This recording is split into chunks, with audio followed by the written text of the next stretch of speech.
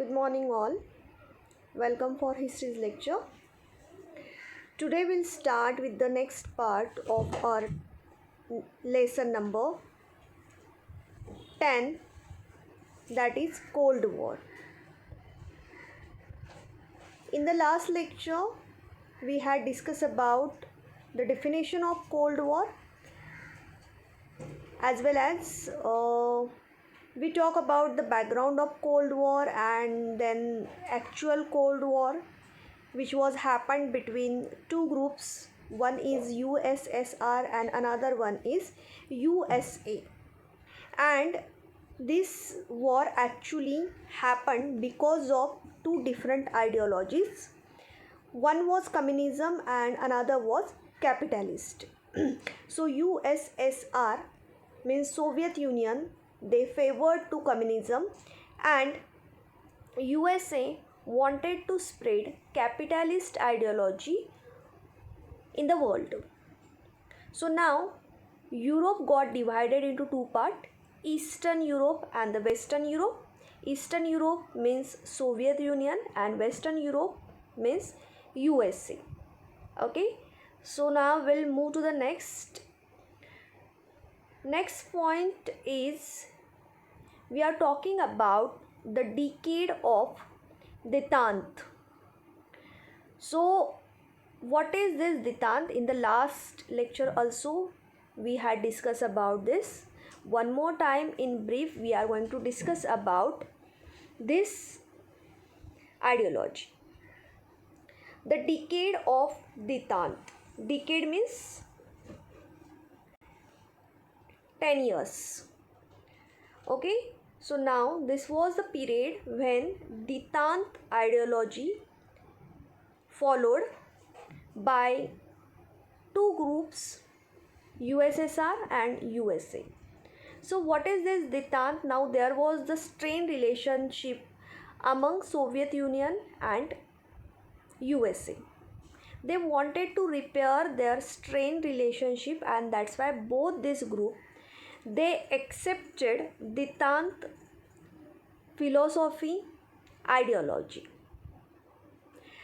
Now America and Russia they decided to go with this Detente ideology. When the conference held in Paris 1973, so that time it was an attempt of ending of the war, Vietnam War. The peace talks were furthered in 1975 in Helsinki conference. This conference was attended near about 35 European countries along with USSR and USA. The president from America was present over there and head of Soviet Union was also presented. This conference was held and the aim behind that was to lessen strained relationship among these two groups, Eastern and Western European countries. The conference was held at Camp David in 1978 to solve the problems between Israel and Arabs. In 1979, there was a revolution in Iran. The last monarch, who was Shah of Iran, he was overthrown, and Ayatollah, he becomes leader of that country, means leader of Iran.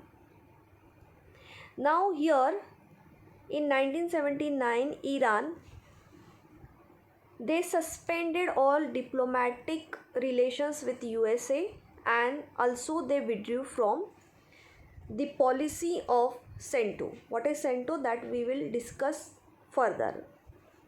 Now in the same year what happened? Russia they intervened in Afghanistan and they established their socialistic government under the leadership of Baprak Karmal. Now in this period, in this decade, we can see that there was the competition among the superpowers.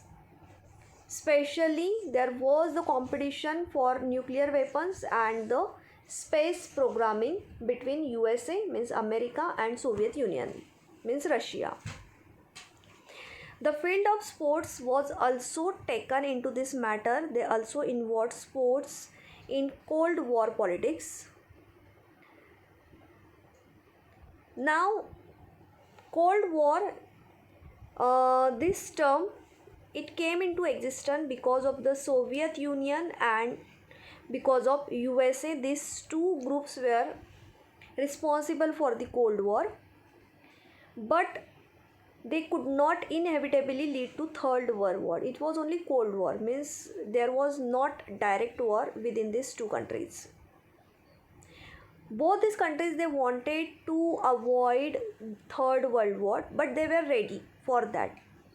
So if one would attack them, so another country, another group was ready to give answer for that. And treaties limiting the number of nuclear weapons, it were signed by both countries, and the possibility of Third World War reduced because of that. In the last lecture I told you that there was treaty, in which treaty these both group they signed that there will be the limitation on producing new nuclear weapons, and these two groups they were involved in that, and that's why the Third World War it was avoided. Okay, so this was Detente policy. Here this Detente policy was accepted by this both group after Cuban Missile Crisis which happened between them. I told about Cuban Missile Crisis in the last lecture. Okay, so now we'll move to the next. Now this is our next point where we are going to learn about this personality. He is Mikhail Gorbachev's era. Now we are going to talk about this person's era when this person he was the leader for the Communist Party in Russia. So which changes had been happened at that time, this we are going to talk. Okay, so Gorbachev's leadership. Now here some points we have to remember that he became the General Secretary of Communist Party of Soviet Russia, and he was the lead of Soviet Russia in 1985.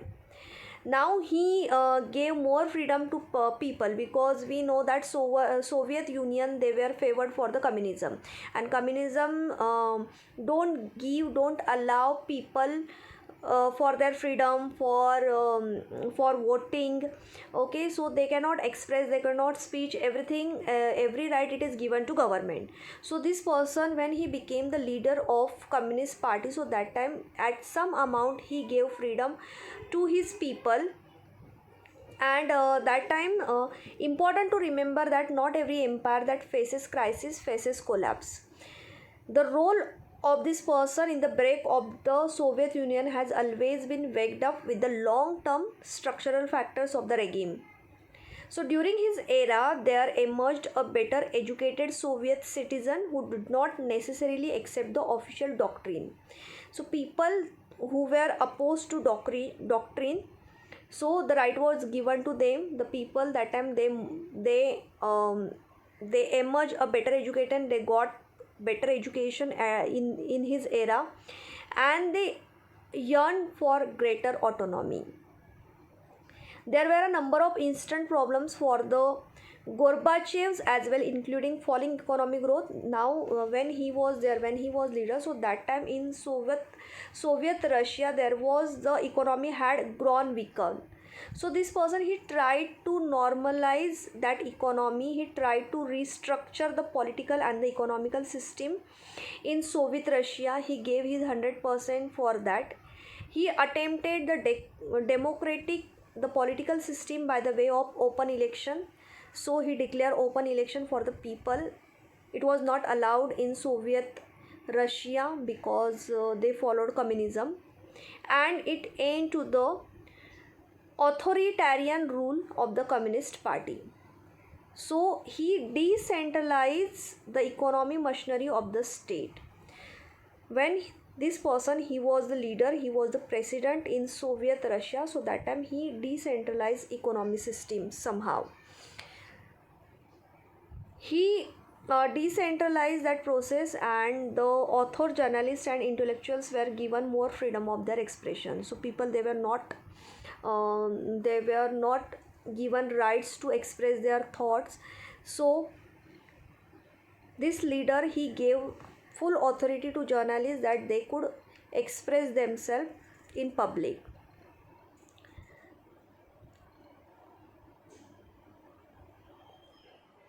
So here the people, they can raise their voice, their disaffection with this policy if they had any problem, so they could speak on that. He gave that authority to the people that time. So however, the Gorbachev, who gave momentum to the process of unification of the East and West Germany, could not stop the disintegration of his own country. Soviet Russia, they disintegrated during his period.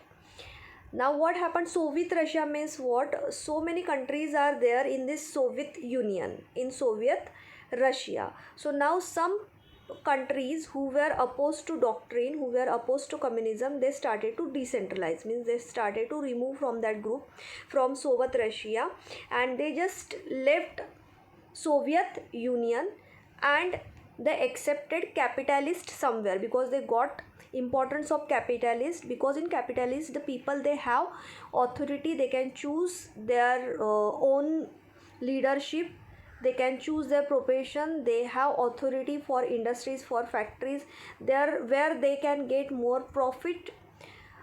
So that's why when Gorbachev, he was the leader, so that time he gave importance, people understood the importance of capitalist, and he decentralized economy somewhere, and that's why some countries from the Soviet Russia, they left, they disintegrated themselves. And after 1991, two new terms were coined in the global history war, and that is post-Cold War world and post-Soviet World War. So again here, after 1991, again two new terms we get here, that is post-Cold War world and post-Soviet Russia world order, because again here two groups emerge because of this disintegration.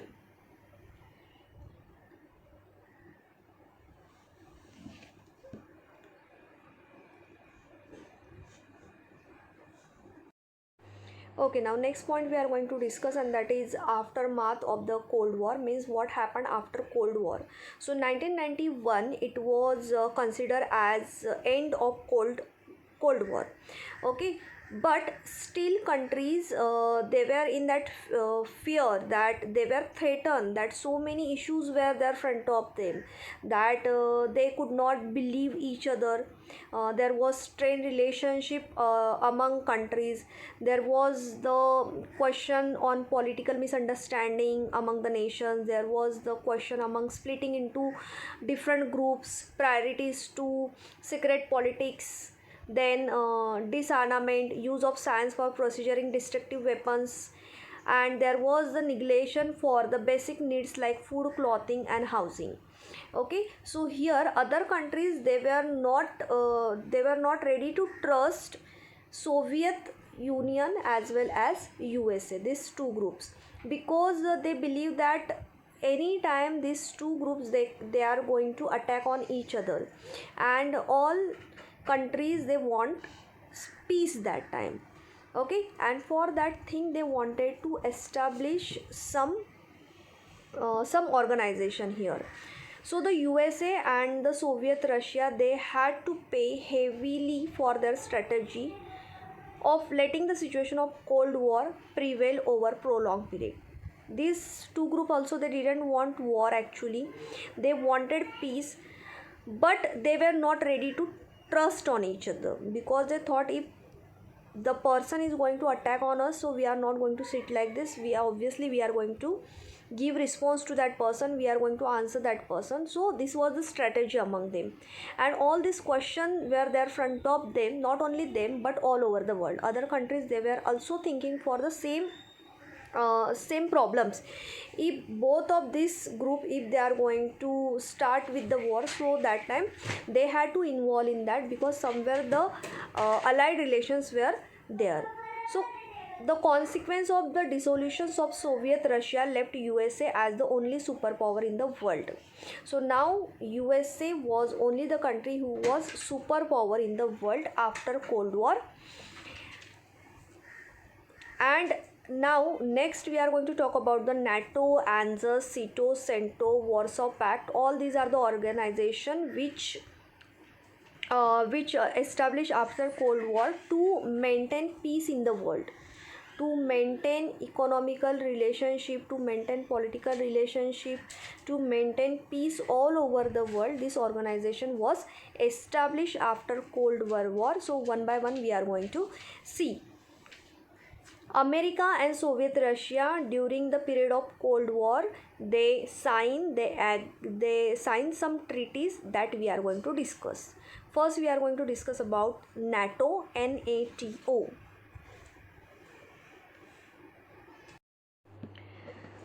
So first organization we are going to talk about, that is NATO. NATO's full form, NATO is North Atlantic Treaty Organization, which came into existence in 1949. Actually NATO, it was a military alliance. Alliance means it is a union which is made for benefit of one another. So here the group of the countries, they come together and they unite together for benefit of each other. So it was a military alliance consisting of 28, here it is 28 given, but now it is 29. So 29 European countries, they are the part of this NATO, and now they are under the NATO. NATO means North Atlantic Treaty Organization. This is the policy which is adopted by America against Soviet Russia, because somewhere they felt that they felt insecurity somewhere. They felt that anytime Soviet Russia could attack on them, and that's why they wanted peace, they wanted their safety, and that's why this organization it was formed by America. So US and UK, they formed this NATO organization, where they included 29 more states. Members are located in North America and Europe. So here these 29 member states, they are from North America and Europe continent. Here its members included like Norway, France, Italy, Denmark, Great Britain, America, Netherlands, Portugal, Belgium, Canada, Turkey, West Germany, Ireland, Spain and Luxembourg. So all these states are the part of this NATO. Now NATO was established upon the signing of the North Atlantic Treaty, which was signed on 4th April 1949. Article 5 of treaty agrees an armed attack against one or more of them shall be considered an attack against them all. So this was the reason I told you that this organization, it was formed by America. So 29 countries are under this organization. So if there will be attack on any from these 29 countries, so it will be considered as attack on all of them. And all these countries, they will come together and they are going to give answer for that attack. So here we can say united we can raise ourselves and divide we falls down, right? So unity is the strength. So if this 29 states, they are going to come together, so that time they can give answer to their enemy country, and that's why NATO was the organization for that sake. Now these are the members, as I told you that.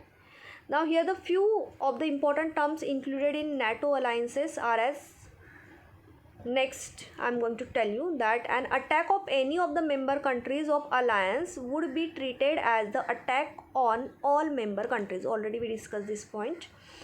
So if there will be attack on any of these countries, so it will be considered as attack of all of them, and all these countries are going to come together and they will give answer to that country who attack on them.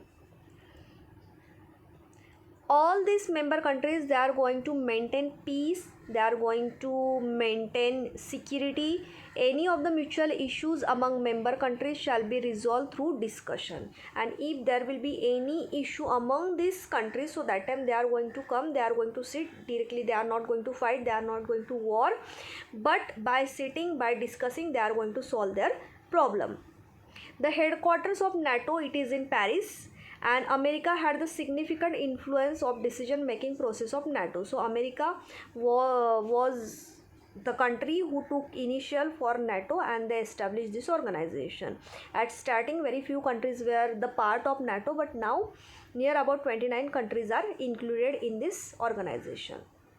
To counter America's influence position in NATO, Soviet Russia brought together the communist countries in Europe and signed a treaty commonly known as Warsaw Pact.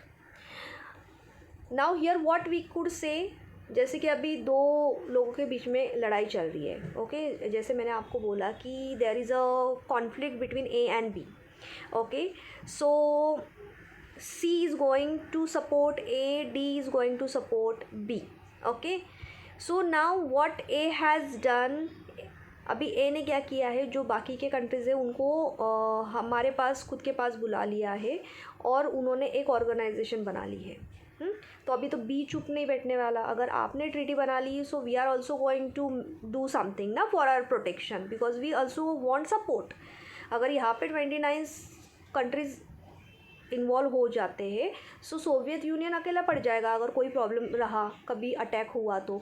So now the Soviet Union, they also made the one treaty, that treaty is known as Warsaw Pact, which was sign the countries who were support to communism, because ये communism follow कर रहे थे.